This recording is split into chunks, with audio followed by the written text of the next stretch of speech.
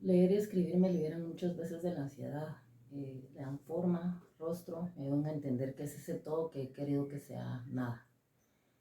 Por alguna razón me gustan los relatos de angustia y de ansiedad, esos relatos así intensos que lo mantienen a uno al borde del libro deseando saber y no saber qué va a pasar.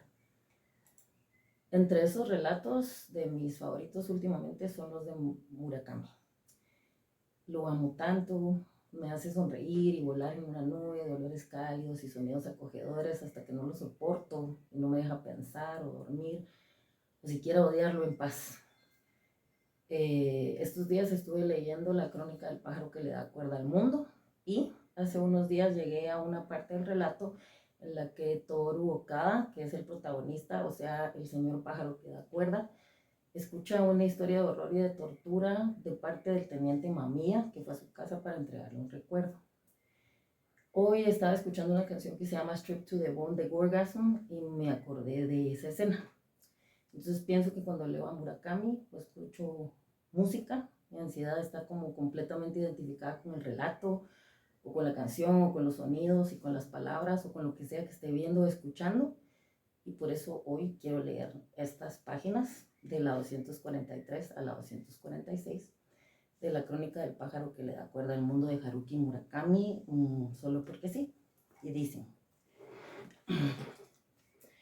la historia se ha alargado mucho, pero lo que quería decirle es que mi verdadera vida posiblemente acabó dentro de aquel profundo pozo del desierto de Mongolia. Tengo la impresión de que el corazón de mi vida se consumió por entero, envuelto en aquella luz cegadora que brillaba, solo 10 o 15 segundos al día, en el fondo del pozo. Tan grande fue para mí el misterio de aquella luz.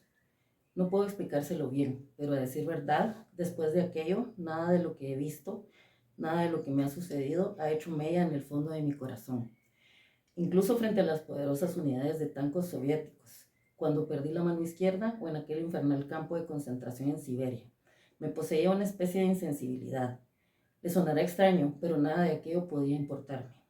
Algo que había dentro de mí ya había muerto. Y posiblemente, tal como lo sentí entonces, yo debía haber muerto sumergido en aquella luz y desvanecerme con ella. Era aquella la hora de mi muerte. Pero tal como había profetizado el señor Honda, yo no morí ahí, o quizás sería mejor decir que yo no pude morir. Con un solo brazo y 12 preciosos años de mi vida perdidos, volví a Japón.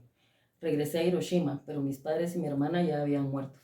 Mi hermana había sido reclutada. Mientras trabajaba en una fábrica de Hiroshima, cayó la bomba y ella murió.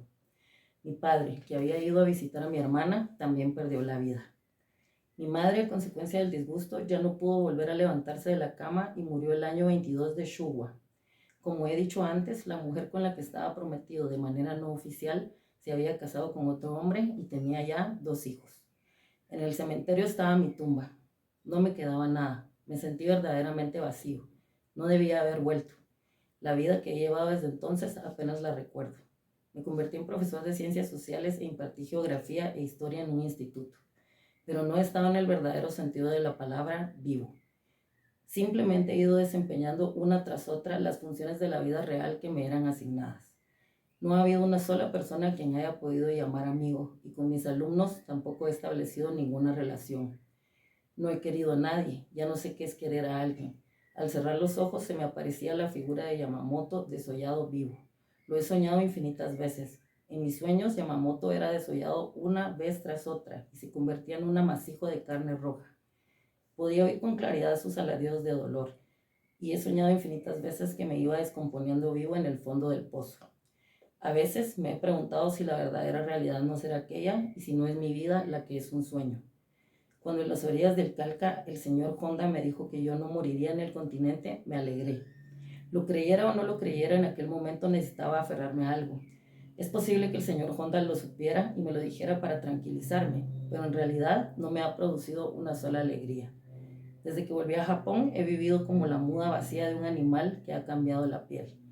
Y viviendo como una muda, por más larga que sea la vida, no se puede decir que se haya vivido de verdad. Del corazón de una muda vacía y del cuerpo de una muda vacía no puede nacer más que la vida de una muda vacía. Esto es lo que quiero que usted entienda, señor Okada. Entonces, ¿no ha estado casado nunca desde que volvió del continente?, pregunté. Por supuesto que no, dijo el teniente Mamía. No tengo ni mujer, ni padres, ni hermanos. Estoy completamente solo.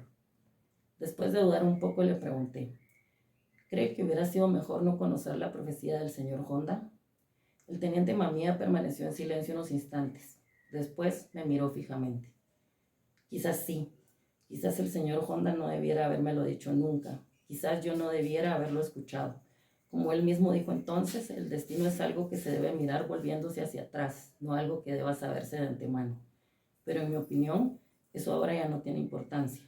Lo único que hago ahora es cumplir con la obligación de seguir, simplemente viviendo. Cuando llegó el autobús, el teniente Mamía me hizo una profunda reverencia. Después se disculpó por haberme hecho perder tanto tiempo. Me despido de usted, dijo el teniente Mamía. Muchas gracias por todo. Estoy muy contento de haber podido entregarle el recuerdo. Con esto, mi misión ha concluido. Ya puedo volver tranquilo a casa. Utilizando la mano artificial y la mano derecha, sacó con destreza unas monedas y las metió en la máquina expendedora de billetes. Permanecí ahí de pie, mirando fijamente cómo el autobús doblaba la esquina y desaparecía. Cuando se hubo ido, tuvo la extraña sensación de vacío, el desconsuelo de un niño abandonado en una ciudad desconocida. Luego volví a casa, me senté en el sofá de la sala de estar y abrí el paquete que el señor Honda me había dejado como recuerdo. Desenvolví con esfuerzo las esmeraldas vueltas y vueltas de papel de embalar y apareció una sólida caja de cartón.